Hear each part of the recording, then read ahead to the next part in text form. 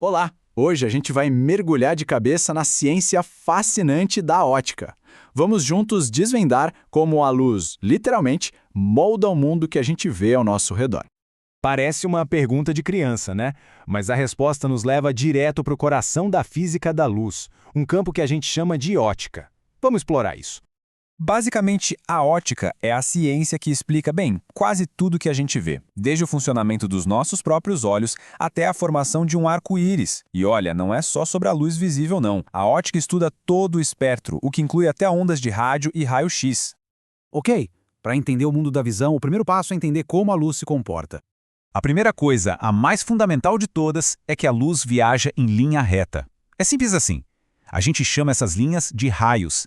E esse princípio, que faz parte da chamada óptica geométrica, é a base para a gente entender quase todo o resto, desde como as sombras se formam até o funcionamento de uma câmera. Certo. Mas o que acontece quando esses raios de luz encontram alguma coisa no caminho? Tipo, diferentes materiais? Então, os materiais interagem com a luz de três jeitos principais. Pensa numa janela de vidro, bem limpinha. Ela é transparente, a gente vê tudo do outro lado, certo? Agora, pensa num vidro fosco, tipo de banheiro. Ele é translúcido, a luz até passa, mas a imagem fica toda embaçada. E por fim, uma parede de madeira. Aí não tem jeito. Ela é opaca, a luz bate ali e para, ou é refletida. O primeiro comportamento fundamental é a reflexão. É basicamente a luz batendo numa superfície e quicando, como uma bola. Sabe sinuca? A bola bate na borda da mesa e sai num ângulo igual ao que entrou. A luz faz exatamente a mesma coisa. É a lei da reflexão. O segundo comportamento importante é a refração. Todo mundo já viu isso. Coloca um canudo num copo d'água e ele parece que quebrou, né? Isso é a refração. Acontece porque a luz, ao passar do ar para a água, muda de velocidade. Ela dá uma freada, e essa mudança de ritmo força a luz a desviar seu caminho, criando essa ilusão de ótica. Beleza? Com essas duas ferramentas na mão, a reflexão e a refração, a gente já consegue desvendar alguns dos maiores espetáculos visuais da natureza. Lembra da pergunta do céu azul? A resposta é o espalhamento da luz. As moléculas minúsculas da nossa atmosfera são muito boas em espalhar a luz azul em todas as direções. As outras cores, como o vermelho e o amarelo, tendem a passar mais reto.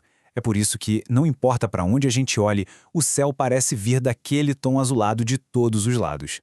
E as miragens? Sabe aquela poça d'água que a gente vê no asfalto quente? É pura ilusão de óptica, criada pela refração. A luz se curva de um jeito esquisito ao passar por camadas de ar com temperaturas diferentes. O ar quente perto do chão e o ar mais frio em cima. Isso distorce a imagem e engana nosso cérebro. A formação do arco-íris é como uma coreografia perfeita da luz dentro de gotinhas de chuva. Primeiro, a luz do sol entra na gota e se curva. É a refração. Depois, ela bate lá no fundo da gota e ricocheteia, como num espelho. É a reflexão. E finalmente, quando está saindo da gota, a luz se curva de novo e se separa em todas as suas cores. E aí, bum! A gente tem um arco-íris. E o mais incrível é que esses mesmos princípios da luz estão funcionando agora mesmo, no instrumento óptico mais sofisticado que existe, o olho humano. Vamos ver como essa maravilha funciona. Nosso olho é uma câmera biológica de altíssima tecnologia. A córnea, essa camada transparente na frente, faz o trabalho pesado de focar a luz. Depois, o cristalino, que é a nossa lente interna, faz o ajuste fino, mudando de forma para focar em coisas perto ou longe. E tudo isso para que a imagem chegue perfeitamente nítida na retina, que é o filme ou o sensor do nosso olho, lá no fundo. E lá na retina a gente tem uma equipe de células fotossensíveis, os bastonetes e os cones.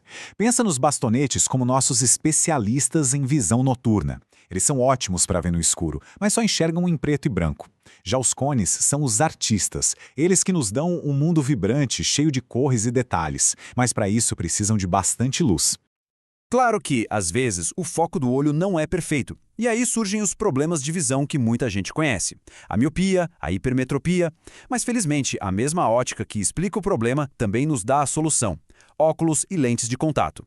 Eles nada mais são do que ferramentas que usam a refração para corrigir a trajetória da luz antes que ela chegue no olho, nos devolvendo uma visão nítida. Então, e quando a gente usa a óptica para enxergar além dos limites dos nossos próprios olhos? Aí a coisa fica ainda mais interessante. Ao dominar esses princípios, a humanidade criou ferramentas para expandir nossa visão de formas incríveis. O microscópio, por exemplo, usa a mágica das lentes para nos levar para um universo completamente invisível ao olho nu. revelando a vida que existe dentro de uma única célula. E na outra ponta da escala, temos os telescópios. Eles usam a mesmíssima física, mas com lentes e espelhos gigantescos, para coletar a luz fraquinha que viajou por milhões de anos-luz desde galáxias distantes, abrindo as portas do cosmos para a gente. É impressionante pensar nisso, né? A luz nos permite ver o universo e, ao mesmo tempo, a menor unidade da vida. Ela é nossa janela para o desconhecido. A grande pergunta que fica é: qual será o próximo mundo, seja ele imenso ou minúsculo, que a luz vai nos revelar?